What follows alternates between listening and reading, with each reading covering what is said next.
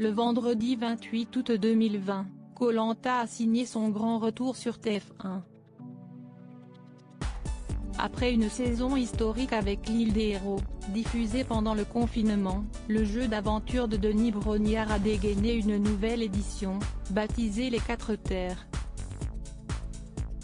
Un candidat emblématique de l'Est, 24 aventuriers anonymes ont pris la direction des îles Fidji pour un acte inédit dans l'histoire de Koh Lanta. Ils ont été répartis en 4 équipes afin de défendre les couleurs de leur région, Nord, Est, Ouest et Sud. Dès le premier épisode, Bertrand Kamal s'est démarqué dans l'équipe de l'Est. Le jeune candidat de 31 ans est décédé des suites d'un cancer du pancréas le mercredi 9 septembre. L'hommage de TF1 à l'image des Français sur les réseaux sociaux, TF1 a rendu un vibrant hommage à Bertrand Kamal.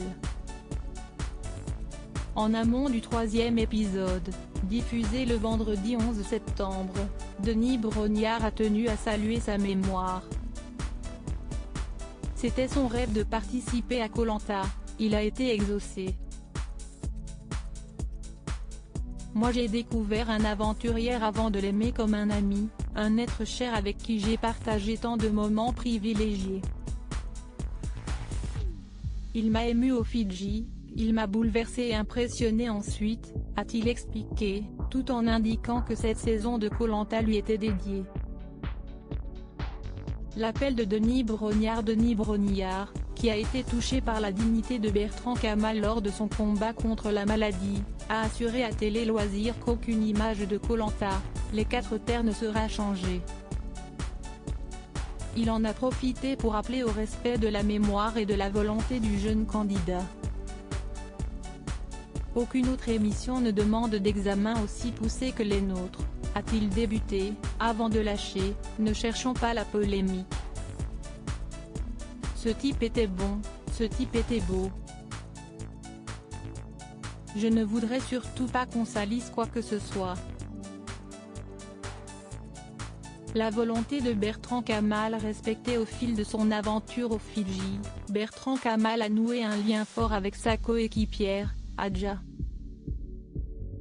Il était mon 5e frère. C'est terriblement injuste. C'est dur de regarder la suite sans lui, mais je suis fier de le voir beau et brave comme il était. Mon plus grand regret est qu'il ne se voit pas, a-t-elle confié à Téléstar.